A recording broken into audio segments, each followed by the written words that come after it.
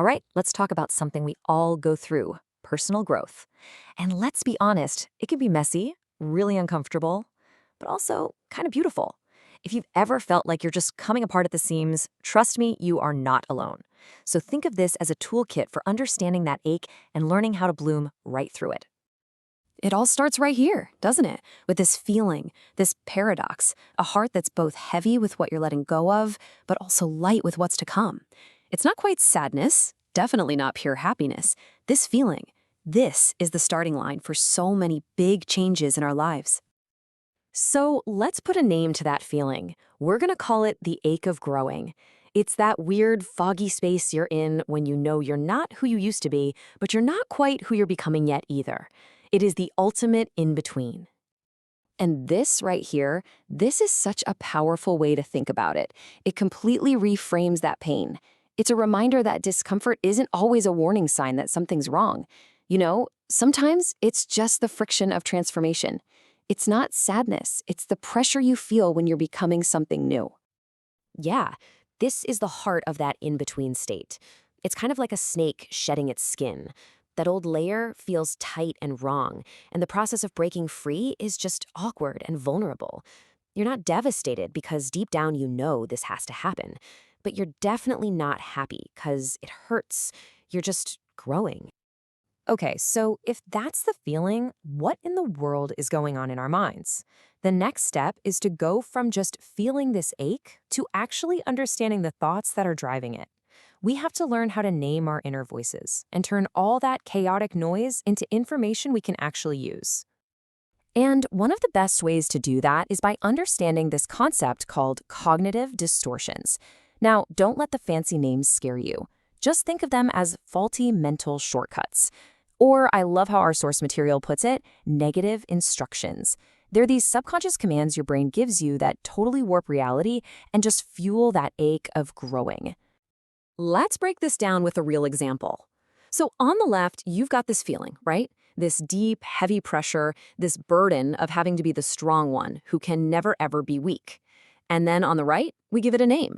The clinical term for that negative instruction is should statements. It's that little voice in your head saying you should be unshakable, which sets a totally impossible standard and then floods you with guilt when you're just, being human. Or what about this one? I think this will feel familiar to a lot of us. That fear of silence, that dread when you're alone with your own thoughts. Why is that so scary? Well, it's because the negative instruction playing in the background is often catastrophizing. Your mind is telling you, hey, if you sit still for even 1 second, you're going to be overwhelmed by all the worst parts of yourself and everything is going to fall apart. It's your brain jumping to the absolute worst case scenario. And here's one last really powerful one.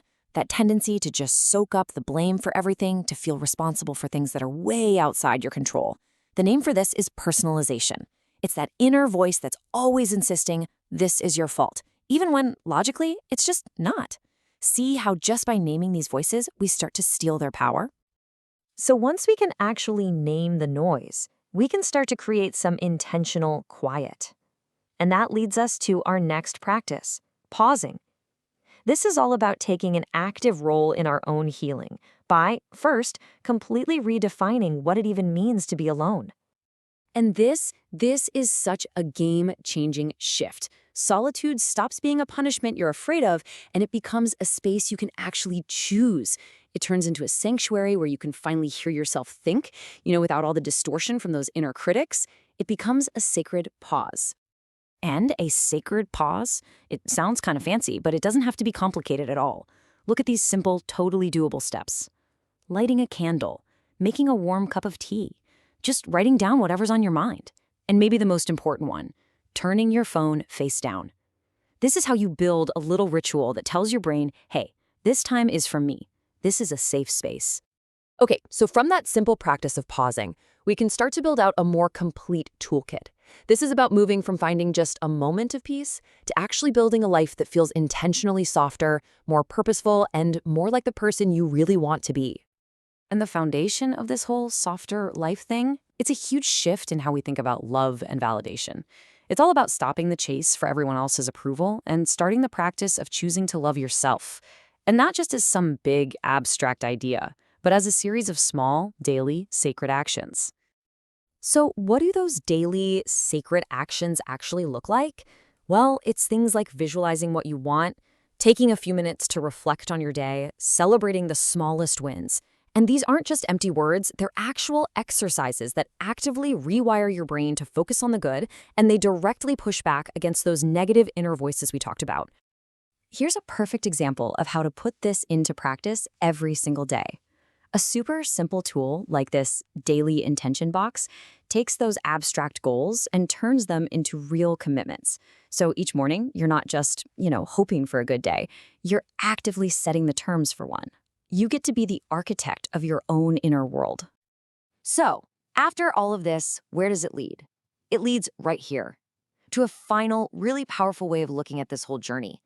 It's about choosing to see the process not as breaking down, but as blooming. Because this is what becoming actually looks like. Let's circle all the way back to that initial ache. This is the ultimate truth about it. The pain is absolutely real, but it's the pain of release. It's the discomfort you feel when you're shedding relationships or habits or beliefs that just don't fit the person you're becoming anymore. It's not a failure, it's just a necessary clearing of the ground so something new can grow.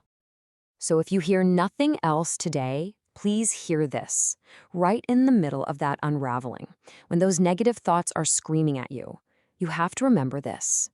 Just because you feel fractured does not mean you are fundamentally broken. You are simply in the process of blooming. A flower doesn't just pop up perfectly formed, right?